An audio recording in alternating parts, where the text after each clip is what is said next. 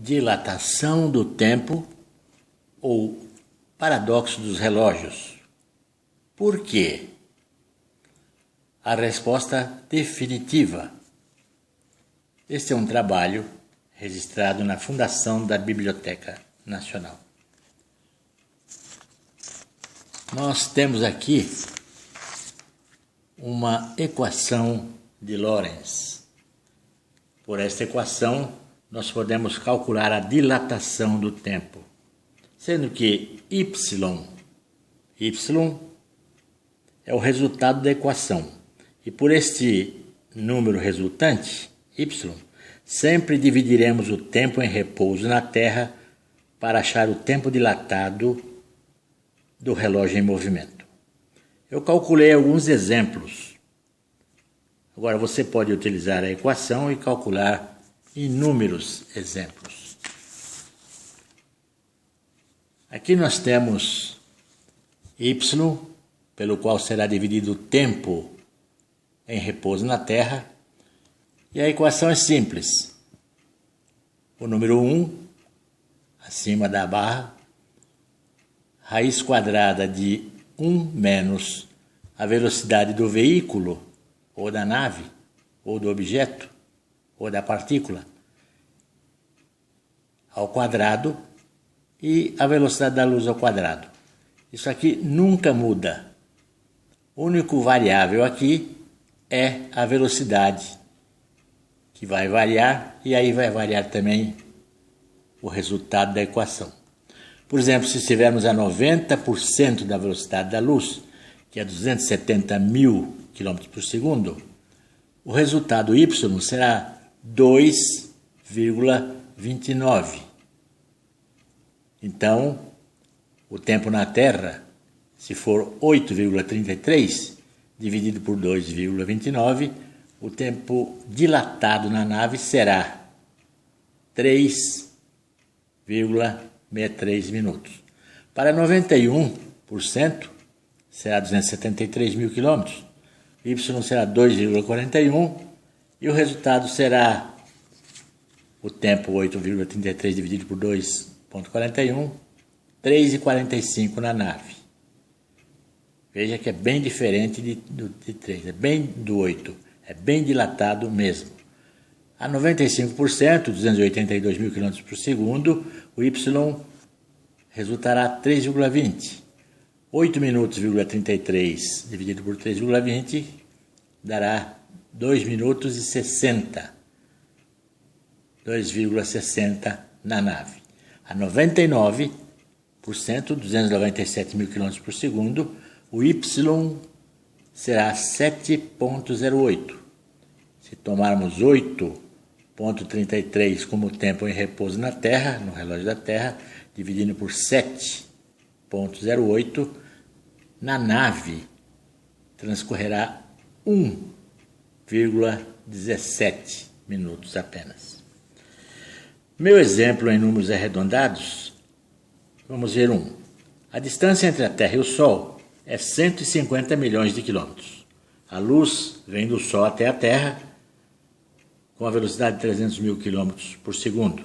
E o relógio em repouso na Terra marcará 8,33, como nos exemplos que vimos. Mas se uma nave espacial voar do Sol à Terra numa velocidade constante de 90% da velocidade da luz, que será 270 mil quilômetros por segundo, pela equação de Lorentz, seu relógio de bordo marcará um tempo 2,29 vezes menor que o tempo que a luz gasta do Sol à Terra, que é 8,33 minutos. 8,33 minutos, como já vimos, dividido por o número de Lorentz, que é resultante, que é 2,29, vai resultar em 3,63 o tempo a bordo da nave. Mas nós não estamos interessados muito nos cálculos, e sim no porquê. O que acontece? Qual o motivo para o relógio a bordo da nave girar menos do que o relógio da Terra? Existe alguma lei na física que explique este fenômeno? Sim, há.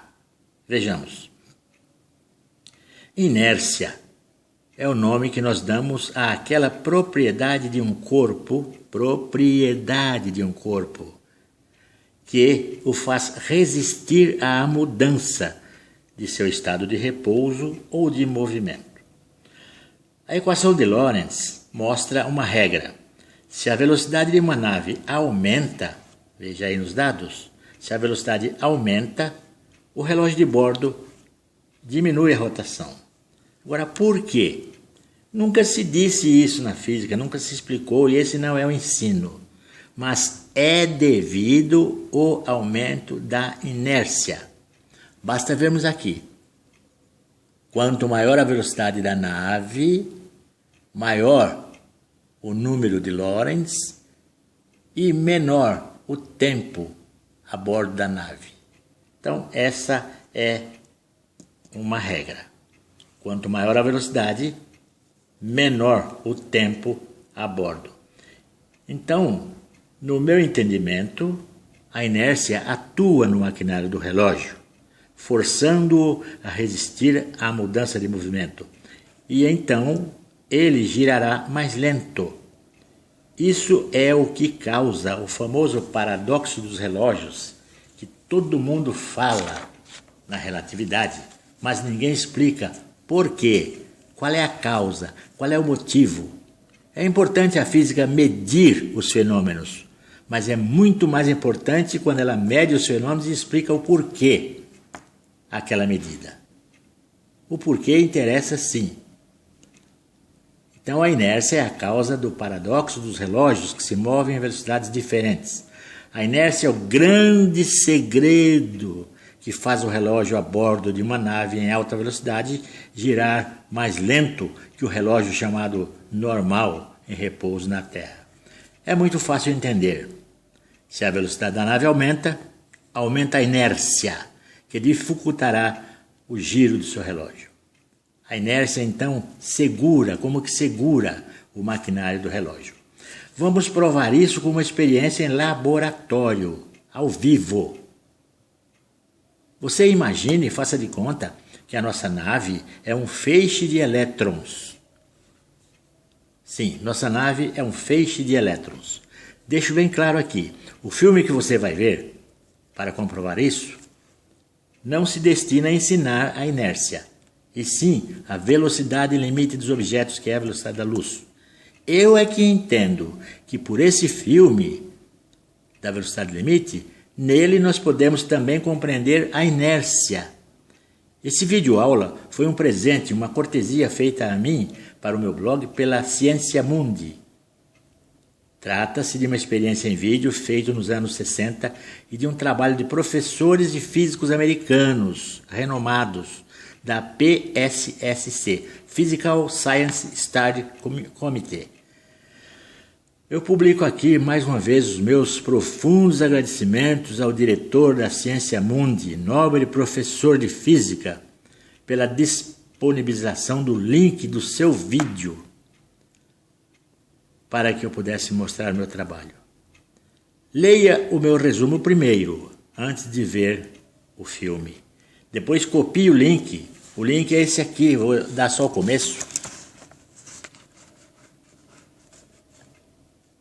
http://cienciamundi.com.br/site. Bom, eu não vou dizer tudo porque você não vai copiar aqui do vídeo.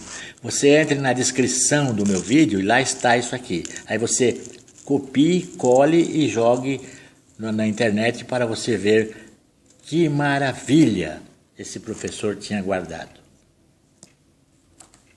E dali então eu tirei esta ideia.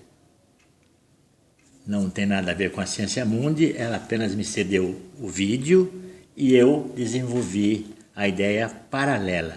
Eu vou dar um resumo do vídeo para vocês.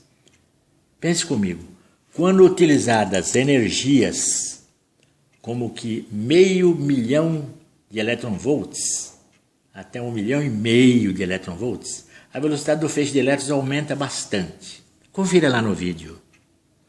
Aumentando-se a energia entre 1,5 milhão de eletronvolts até 4 milhões e meio de elétron-volts, a velocidade dos elétrons chega quase, do feixe de elétrons, chega quase à velocidade da luz.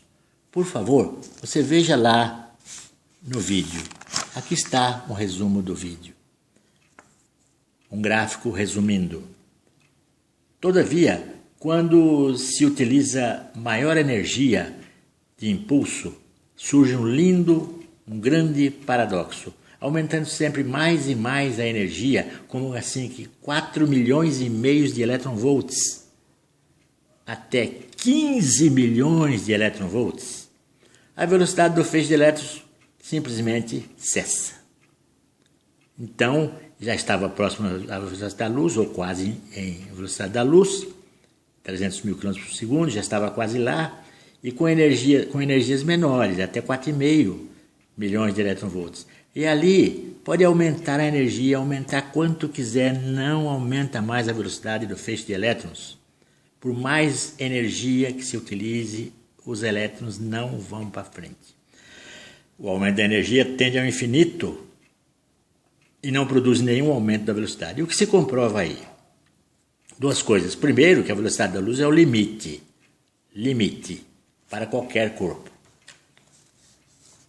Segunda prova. A experiência foi produzida para se comprovar a velocidade limite, mas se alargarmos o raciocínio, como eu alarguei, podemos perceber na experiência uma segunda consequência, ou prova do fenômeno da inércia.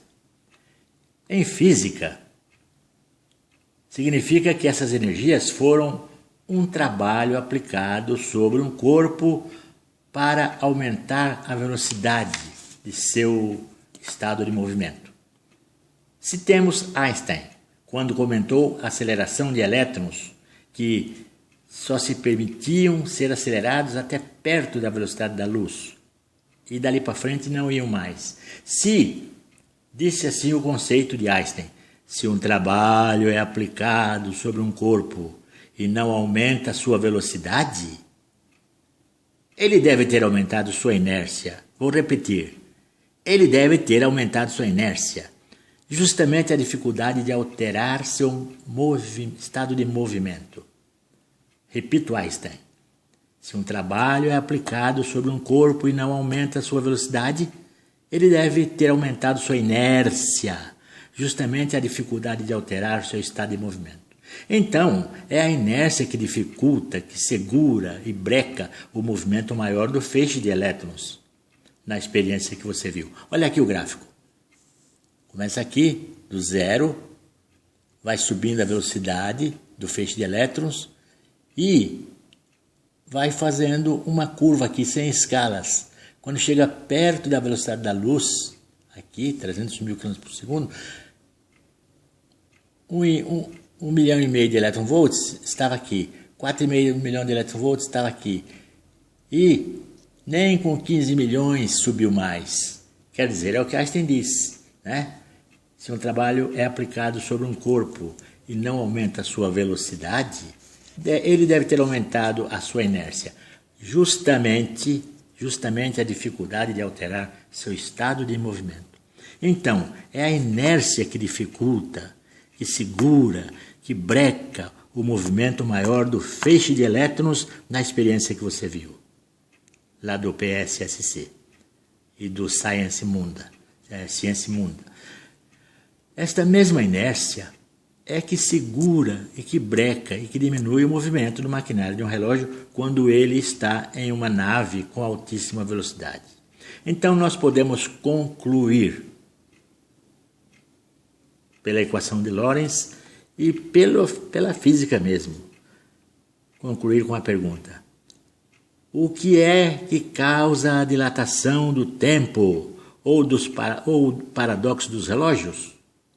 E a resposta definitiva é: a causa é a inércia.